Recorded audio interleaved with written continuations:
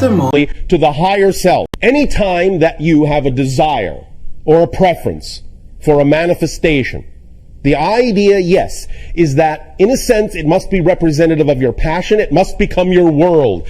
The intention, the focus, in a sense, the concentration, is there if that is representative of your passion. Because when something is representative of your passion, you're automatically focused on it. You automatically intend it. You're automatically concentrating all of your attention on that idea, because that's what passion does. If you are passionate about something, there is no other choice. There is no other consideration. All other things fall by the wayside. That is a true description of the idea of being in your passion. There simply is no other choice. So there is automatic focus, automatic intention. If then, in what you call a peaceful state or a meditative state or a focused state, you allow yourself to image that passionate idea, that manifestation that is desired, and feel it, and build that energy up in your energy, in your emotions, in your passion. Build that energy to a peak over the course of simply 15 minutes and no longer, sometimes even less, when you get proficient at it. You don't always need all 15 minutes, but 15 minutes at the most is all that is necessary for you to activate the idea of the wheels, of the gears, and put it in motion with regard to the idea of allowing the invisible to become visible. But when you do that, when you build it to a peak over the course of a few minutes or 15, the next step is to completely and utterly let it go. Forget about it. Stop caring about it. Let it go. Surrender it utterly to the higher self. Let the higher self now do the job. You see, physical reality, while apparently complicated at times, is actually not extremely complex. In a sense, it is actually built on very simple principles, and you don't actually have to do very much to get the ball rolling.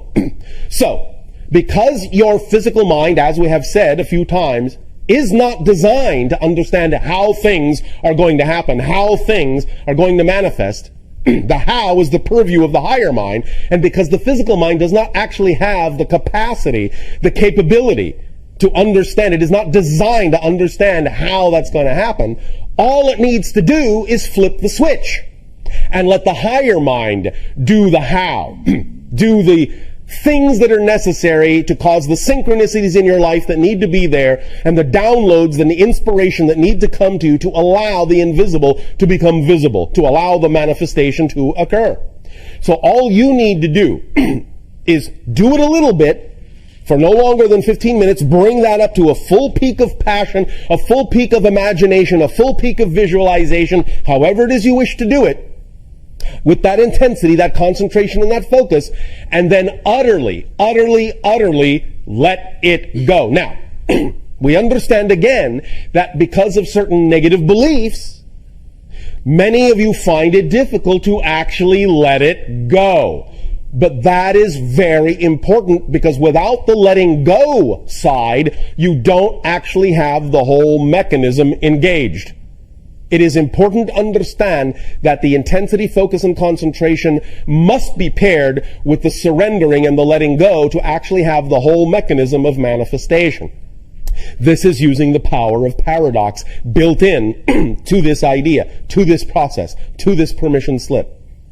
Letting go means you really know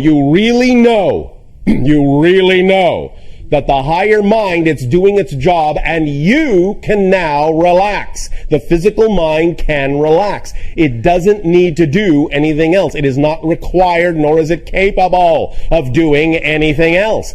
So really, when you know this, you can allow your mind, your physical mind, to just let it go, knowing it is in good hands, in a sense, and get on about your day, focusing on the next most exciting thing you are capable of taking action.